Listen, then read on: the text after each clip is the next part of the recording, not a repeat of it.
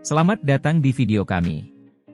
Bersama Hizam dan Tasya, yuk pelajari perkembangan ilmu kimia anorganik.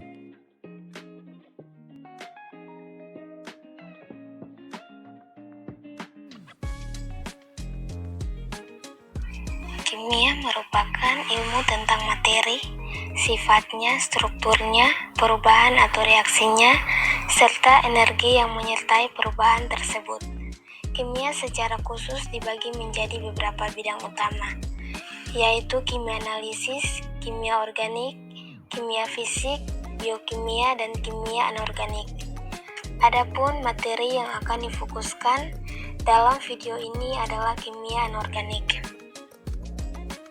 Salah satu bidang ilmu kimia yang mempelajari sifat-sifat dan reaktivitas senyawa-senyawa anorganik.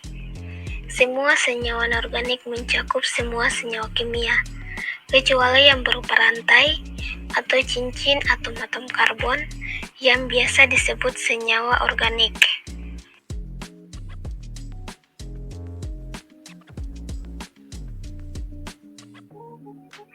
Kimia anorganik adalah salah satu cabang sains yang paling kompleks dan menarik. Sejarahnya tidak setua kimia organik. Mari jelajahi asal-usulnya dan beberapa momen menarik dalam sejarah.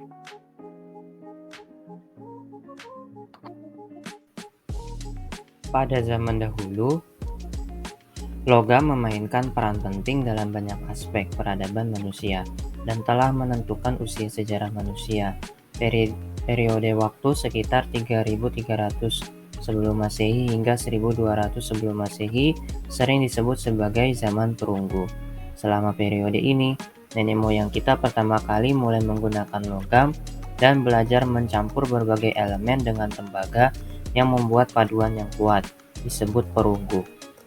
Zaman ini menghasilkan kemajuan yang signifikan dalam pembuatan pisau yang lebih tajam dan senjata yang lebih kuat dari logam, bukan batu, kayu, dan tulang. Sekitar 1200 tahun sebelum Masehi, umat manusia menemukan logam yang lebih keras dan menemukan paduan yang jauh lebih kuat yang disebut baja. Periode ini dikenal sebagai zaman besi. Setelah itu, terdapat periode waktu yang dikenal sebagai demam emas, yang telah menyebabkan perubahan besar dalam distribusi populasi dan kekayaan di beberapa negara kita. Logam memiliki kepentingan yang jelas dalam cara hidup modern kita. Hari ini besi dan baja digunakan untuk membuat bangunan, mesin, mobil, perhiasan, panci masak, perkakas, senjata, kendaraan, elektronik, instrumen, bedah, dan bangunan simbolis seperti Menara Eiffel, Patung Liberty. Emas, perak, dan tembaga masih berfungsi sebagai mata uang untuk perdagangan dan pertukaran barang jasa.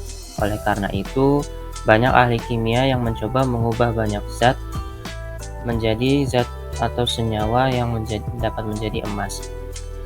Meskipun alkemis tidak pernah berhasil mengubah timah menjadi emas, mereka membuat beberapa kontribusi dalam kimia modern.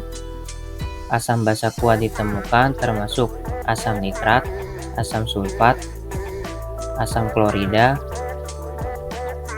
dan natrium hidroksida. Yang mana senyawa-senyawa tersebut adalah senyawa anorganik. Dan juga orang pertama yang mempelajari senyawa anorganik bukanlah ahli kimia sama sekali. Orang itu adalah Anthony Lavoisier. Suatu hari dia mencampurkan merkuri dengan asam nitrat yang menghasilkan oksidasi atau quarks merkuri menjadi oksida merkuri merah. Proses ini kemudian dikenal sebagai oksidasi. Dia kemudian menambahkan asam klorida yang mereduksi merkuri klorida menjadi logam merkuri di atas sisa asam nitrat. Eksperimennya menunjukkan bahwa logam dapat bereaksi dengan asam atau bahan kimia lain seperti zat non-logam.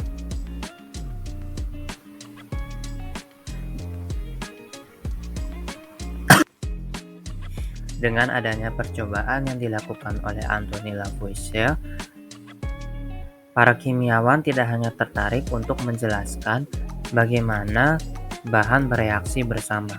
Mereka ingin tahu mengapa reaksi ini terjadi ketika suatu bahan kimia tertentu dicampur bersama, tetapi tidak dengan yang lain, atau mengapa beberapa bahan menjadi merah sementara yang lain tetap putih setelah terkena panas untuk jangka waktu yang lama.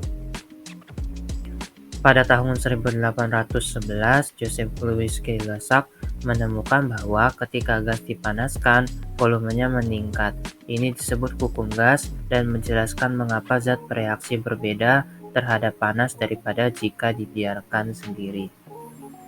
Bidang kimia anorganik ini secara historis penting karena telah berkontribusi pada pengembangan kemajuan teknologi yang besar seperti pada pembuatan baja, bahan kimia sintetik seperti pupuk, dan juga ahli kimia anorganik mempelajari unsur-unsur seperti aluminium, kalsium, tembaga, helium, emas, atau besi yang menyusun sebagian besar kerak bumi kita. Dengan perkembangan kimia anorganik juga, alat-alat laboratorium yang dulu digunakan sekarang bisa lebih berkembang dan menjadi alat-alat yang lebih modern yang dapat kita gunakan saat ini. Seperti yang disampaikan sebelumnya, dengan adanya perkembangan ilmu kimia anorganik, maka dapat dikembangkannya alat-alat kimia anorganik yang memudahkan para ilmuwan untuk melakukan penelitian yang berisi dalam bidang kimia anorganik. Nah, apa saja sih alat-alat kimia anorganik itu? Adalah spektrofotometer serapan atom, yaitu alat untuk menempatkan produk reaksi dalam mesin ini supaya bisa menganalisis cara mereka bereaksi terhadap radiasi dan cahaya. Tujuannya supaya mendeteksi elemen melalui penerapan panjang gelombang karakteristik radiasi elektromagnetik. Kemudian ada juga spektrometer massa. Spektrometer massa menyortir dan menimbang fragmen molekul terionisasi. Spektrometer massa dapat mengidentifikasi berbagai senyawa molekuler berdasarkan beratnya. Tujuan alat ini yaitu digunakan supaya menentukan bagaimana bahan kimia berubah selama reaksi dan mengidentifikasi produk apa yang dibuat. Kemudian ada gelas laboratorium. Gelas laboratorium terdiri dari gelas beaker, labu, dan gelas silinder. Digunakan untuk menampung dan memanaskan cairan. Tujuan adanya alat ini yaitu untuk menyimpan cairan dan melakukan reaksi. Kemudian ada juga sentrifugal. Mesin sentrifugal menggunakan motor untuk memutar sampel cairan dengan kecepatan tinggi, memindahkan komponen yang lebih padat ke bagian luar tabung reaksi dan membiarkan padatan mengendap dengan sempurna dan cepat di bagian bawah tabung. Cairan kemudian dapat dikeringkan, memungkinkan pelet kering untuk dianalisis. Tujuannya alat ini adalah untuk memisahkan campuran heterogen menjadi berbagai komponennya berdasarkan kepadatan komponen yang berbeda. Alat ini diperlukan untuk menghilangkan pengawet, adiktif, dan zat-zat lainnya.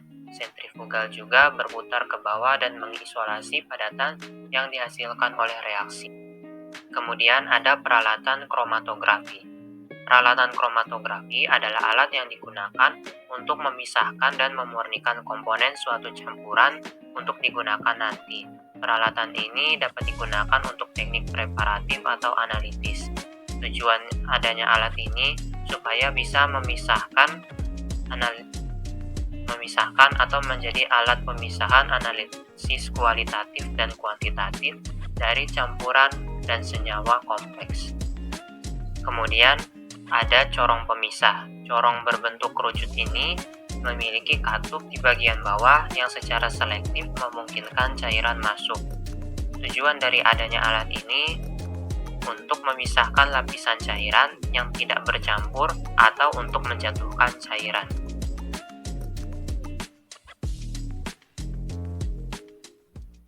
Kesimpulannya yaitu, kimia anorganik merupakan salah satu bidang kimia yang mempelajari sifat-sifat dan reaktivitas senyawa-senyawa anorganik. Semua senyawa anorganik mencakup semua senyawa kimia, kecuali yang berupa rantai atau cincin atom-atom karbon yang biasa disebut senyawa anorganik. Kemudian, sejarah perkembangan kimia anorganik, sejarah dan ruang lingkup bidang ini telah berubah sejalan dengan bertambahnya pengetahuan kita tentang ilmu kimia saat ini. Ada banyak aplikasi untuk ahli kimia anorganik seperti membuat bahan baru atau meningkatkan produk yang sudah ada dengan membuatnya lebih tahan lama atau mengembangkan alternatif ramah lingkungan yang telah merusak sumber daya alam seperti kualitas udara saat dibuang setelah digunakan.